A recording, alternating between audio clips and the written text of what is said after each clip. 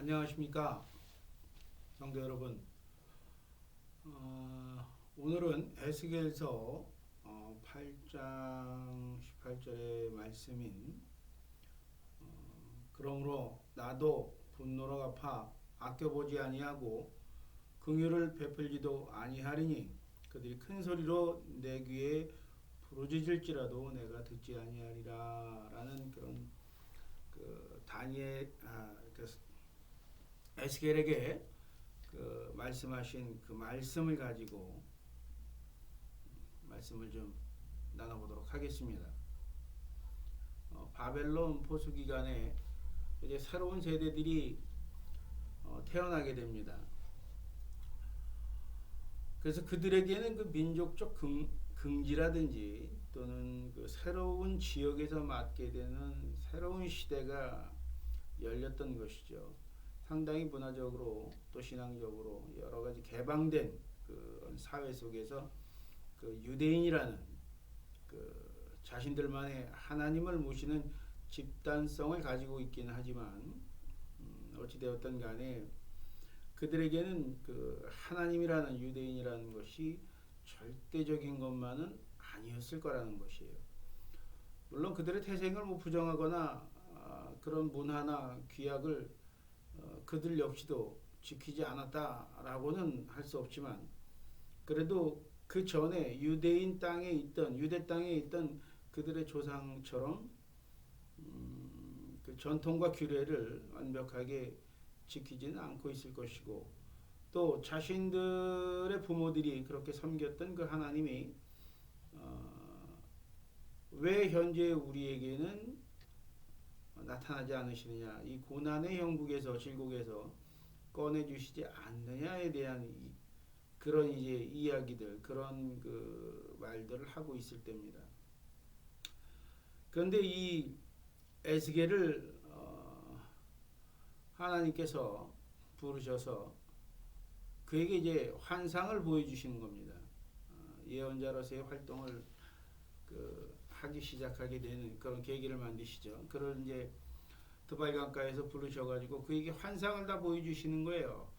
하나님이 얼마나 분노하셨는 것인가, 하나님이 얼마나 이스라엘민들을 사랑하셨는데, 그들의 자녀들을 사랑하셨는데 왜 내가 그렇게 분노할 수밖에 없었고 그들을 정신 차리게 할 수밖에 없었는지 이제 에스겔에게 그걸 보여주십니다. 그리고 에스겔은 그것을 가지고 이제 새로운 세대들에게 하나님의 사랑에 대해서 이야기를 하게 되는 것이죠. 그런데 하나님의 사랑에 대한 걸 좀 반어적으로 시작하면 침묵이라는 그런 개념을 도입을 시켰다라는 거예요. 하나님의 분노는 사실 우리가 현재 생각하더라도 하나님에게 매주 기도를 드리고 매일 새벽 기도를 드리고 매일같이 금식 기도를 드리거나 뭐 이런 여러 가지의 사람들이 있습니다. 지금도 내게 무언가를 해주시기를 원하고 무언가 내 눈에 나타나는 큰 기적을 행하기를 원할 때 우리는 각가지의 기도 방식을 통해서 하나님을 기쁘게 해드리려고 합니다. 하나님의 그 방식에 맞춰서 무언가 기쁨을 드리고 싶어 하는 거예요. 그 기쁨을 가지고 하나님이 기뻐하심으로 내게 역사하실 것이다. 우리는 이렇게 생각을 합니다. 그런데 대부분 하나님의 응답은 거의 침묵에서 멈춰진다라는 거예요. 우리는 그래서 하나님의 침묵을 나를 버리셨다거나 또 나에게서 떠나가셨다라거나 아니면 우리 세대에는 나타나지 않으신다거나 아니면 하나님이 계시지 않다거나 하는 여러 가지의 말로 또 이야기를 진행해 나갑니다. 만약에 하나님이 침묵하지 않으시고 현재 우리 삶에 우리 세계관 속에서 살아가고 있는 우리 세태의 모습을 징계코자 하셨다면 단언컨대 한 사람도 아마 온전히 살아있을 사람이 없을 겁니다. 하나님의 방식으로 그렇다면 그런 것이죠. 모두가 죄인이에요. 그러나 예수 그리스도를 통한 사랑의 방식을 우리에게 새롭게 제시하셨다는 거죠. 예수 그리스도 역시 그 십자가에 못 박히면서도 이들이 무슨 짓을 하는지 모릅니다. 하나님 저들을 용서해 주시옵소서. 그러면서 본인도 역시 침묵을 했었다라는 거예요. 더 이상의 이야기는 할 게 없었어요. 이미 어린 아이들이 알아들을 수 있는 또 알아들을 수 없는 갖가지 방식의 말씀을 통해서 복음에 대해서 하나님 나라에 대해서 하나님의 속성에 대해서 많은 이야기를 들려주었다는 것입니다. 그리고 하나님은 마지막까지 예수 그리스도의 죽음에 관여하지 않으셨다라는 거예요. 그리고 그 죽음 뒤에 부활의 모습으로 예수를 우리 사람들에게 직접 만지고 같이 먹으며 그가 분명하게 살아있음을 나타내 보이신 것이죠.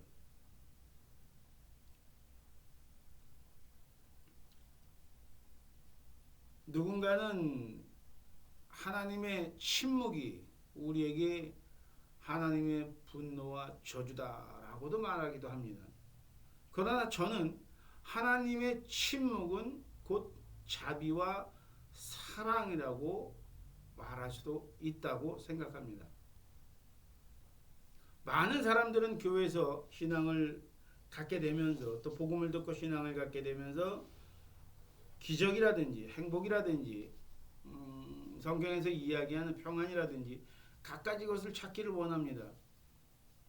그런데 막상 들어와서 교회 생활을 하면서 성경을 보면서 신앙생활을 하면서 그렇게 큰 기쁨이나 평안을 느끼시는 분이 많지는 않다라는 것이에요. 기도를 하고 헌금을 하면서 온 가족이 교회 나와서 열심히 봉사를 하는데 평안이 없다. 은혜가 없다. 왜? 내가 원하는 것이 그 진정한 평안은 물질이 늘어나고 내 가정이 아주 잘 돼서 자녀들도 듬성듬성 공부해도 전교 1등을 해서 좋은 학교에 가고 나는 변하지 않고 주변이 다 싹 변해서 내 말을 잘 듣게 됨으로 인해서 가정이 내 방식대로 행복해지고 내가 교회를 나가고 찬송가를 부르고 하나님의 음성을 들을 수 있을 정도로 그런 깊은 기도를 하면 하나님의 말씀을 음성으로 직접 전해주는 그런 일들이 일어나야 사람들은 행복하고 평안하고 기쁨이 있고 긍휼이 있고 그렇게 생각한다라는 거예요. 성령의 열매가 내 인생에 어떠한 방식으로든지 열려야 내 눈에 보이고 맛을 보는 맛으로 열려야 우리는 하나님이 우리를 사랑하신다라고 생각해버린다는 것이에요. 즉 자기만의 가치관으로 하나님을 묶어놓는 것이죠. 하나님은 우리 가치관에 묶일 뿐이 아니거든요. 하나님의 가치관 안에 우리가 묶여있다라고 생각을 해야죠. 우리가 하나님을 묶을 수 있다면 그건 신의 존재가 될 수 없죠. 근데 우리는 하나님의 가치관 안에 아주 작은 생명체에 불과합니다. 그런 생명체가 하나님의 보호 아래 태어나서 생명력을 얻고 안정되게 자라나고 또 안정되게 자기 삶을 살아가고 미래를 예측하고 자기가 하고 싶은 일들을 하면서 그 보수를 얻고 그 모든 것을 감사하며 그것을 세상과 나누려고 하는 사람들, 그런 사람들에게 평안과 기쁨이 넘친다라는 것이죠. 이것이 바로 신앙을 갖는 이유인 것입니다. 근데 많은 사람들은 그렇게 생각하지 않죠. 하나님을 우리 안에 묶어두려고 합니다. 에스겔에게 하나님이 보이신 것은 그동안 이스라엘, 유다가 얼마나 하나님에게 잘못한 것을 하나님 입장에서, 하나님 관점에서, 세상 관점이 아닌 인간의 관점이 아닌 하나님 관점에서 나타내 보여주셨다라는 것이에요. 너가 만약에 내 입장이 돼서 이거를 봐봐라. 너는 어떻게 하겠니? 그러나 나는 아직도 너희를 사랑하고 있단다. 나는 너희의 죄 때문에 너희의 음성과 기도를 듣지 않으려고 했다. 너희가 아무리 부르짖는다 하더라도 내가 듣지 아니하리라. 이렇게 에스겔에 말씀하고 계십니다.